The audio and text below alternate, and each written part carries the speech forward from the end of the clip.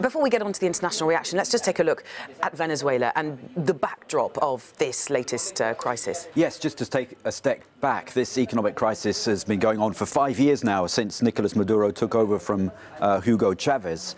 He inherited a pretty unstable situation. Venezuela is so dependent on its oil exports. It's got the largest reserves of oil in the world, and it makes up 95% of the country's exports. But basically, the country was extremely vulnerable when the prices started to fall, revenues dried up, and there was no more money to pay for these social welfare programs. Inflation, we've heard Mary talking about hyperinflation. It's over 1 million% now, and the IMF says it could reach 10 million% by the end of the year.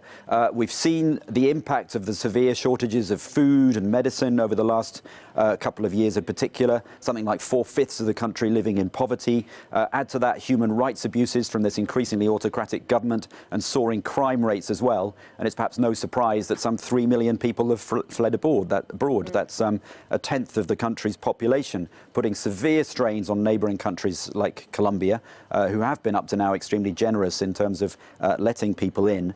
Now Maduro blames outside interference from imperialists in the US and Europe, but for most of his critics, it's simply down to his economic mismanagement. All right, well, let's talk about some of that international reaction. There have been quite a few quite swift reactions, haven't there?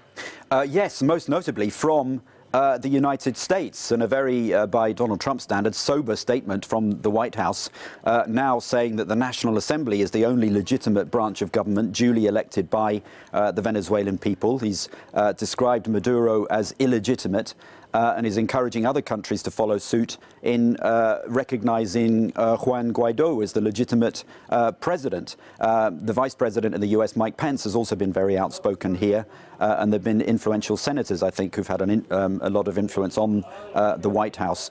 Who else? Well, most members of the Lima Group, that's the regional bloc, including Canada, and also several South American countries like Brazil, Colombia, Chile, Peru.